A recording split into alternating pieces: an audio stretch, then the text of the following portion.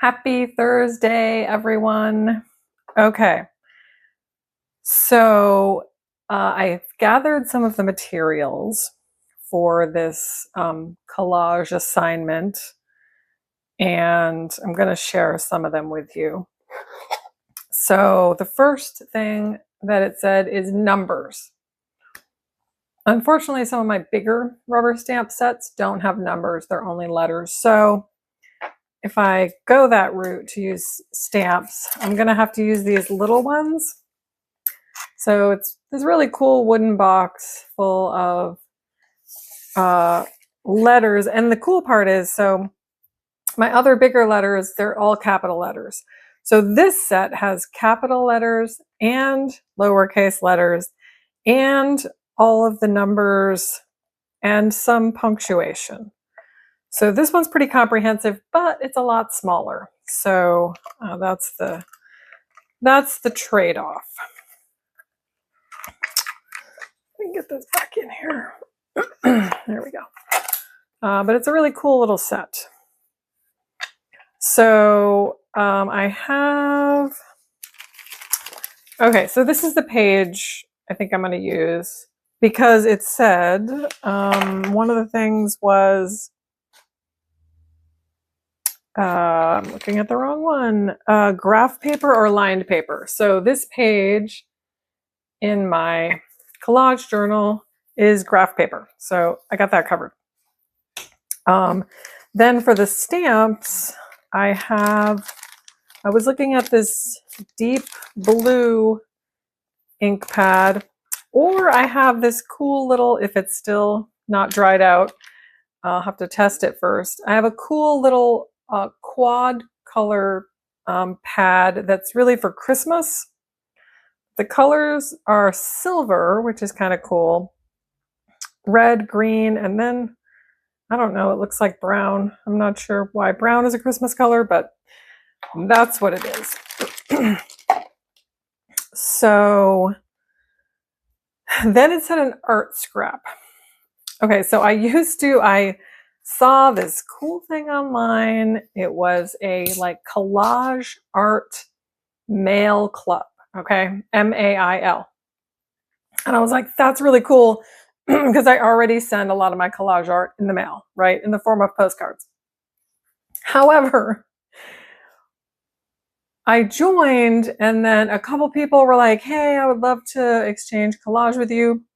And the sheer volume of collage mail I started getting was super overwhelming, and there was no way I could return it at the same timing and volume that these people were doing it. So this may have been their only hobby. Perhaps some of them were retired, but there was just a lot, and I had to stop doing it because I couldn't keep up.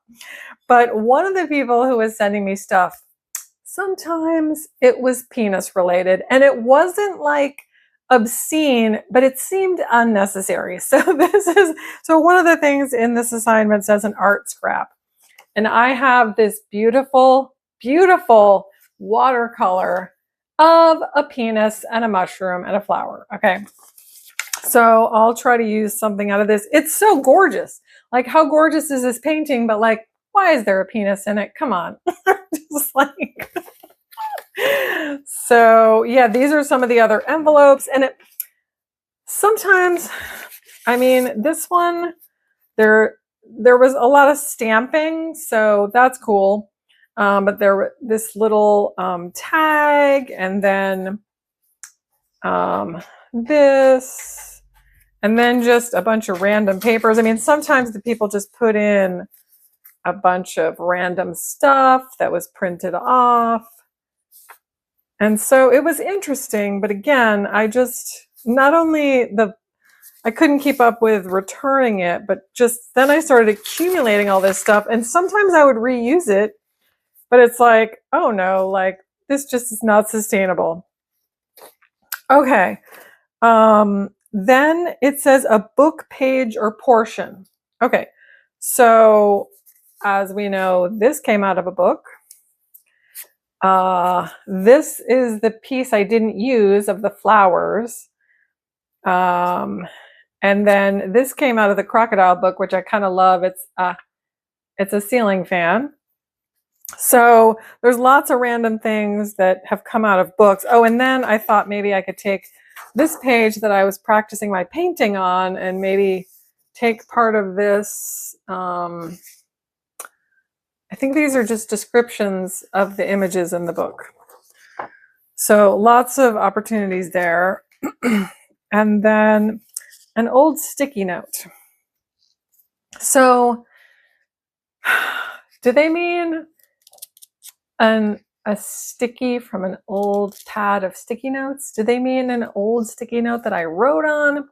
So these are some cat-shaped sticky notes that someone gave me years ago. So I was thinking of using one of those, but it doesn't say anything on it, but it wasn't really very specific. And then it says bonus instructions. So what's funny is I found the instructions for this table that I'm using. It's actually this really cool little folding desk that I bought a couple years ago to use at an Airbnb that said it had a dedicated workspace, but that was a bold-faced lie. And so I bought this cool little folding desk, unfortunately on Amazon, but I've used it so many times. So it's my kind of dedicated art desk, but it folds up and will go right in the back of my car. And so anywhere I go that I need a desk, I just take it with me and use it for work usually in those contexts. So I did find the instructions for that, even though I don't remember having to put it together, but apparently I did. But then I don't know why I kept these, and I had them in with my art paper supply. So maybe I thought I would need them for just this type of occasion. But these are probably cooler, more interesting looking instructions than the desk. And thankfully I did not have to put these. It's for my roller shades in my bedroom, and thank God I didn't have to put them up. A friend did it for me. He did an amazing job. Okay, so I think I'm going to use those for my instructions. So then I have to, you know, take these random things and figure out how to cut them up and then how to put them together so they'll look kind of interesting. I mean, these pages, I mean, they usually do come out looking pretty interesting. Oh, my page is sticking together. No. Like, well, I guess I did add some, I added a few embellishments, so I should remember that I can add, because there's a couple flowers. I don't even know what I cut those out from. Sometimes I look at stuff I did and I'm like, that is so cool. I can't believe I did that. So yeah, but something on this page is sticking. Oh, it's this. Okay, yeah, it's sticking to that Gaza page I just did. There is some glue on here. Come on, glue. But I like what I did with this photo of me on here too. I cut it into 3 strips and then just kind of offset the strips. That's so cool, Elsie. I can't believe you did that. I swear, I just amaze myself. Okay, so I will be working on that stuff. So this little pen, this little water brush for the watercolor is really cool, but there's like a little bit of water in it. And the opening is so small, like that little bit of water is not drying up. And I tried putting this paper towel in it and I can still see a tiny bead of water in there. So I don't know if I should just put it away and eventually it will just dry up in there. But I kind of wanted it to be, it's not going to get it. So that's going to be interesting how that works out in the future, because there is actually a little plug that you're supposed to, now you don't have to store it that way, but it's better to not lose the plug. The plug goes in it so that you can put water in it at the beginning of the day and then put the plug in it and then go wherever you want to go and sit and do your watercolor and then remove the plug and put the top on the brush.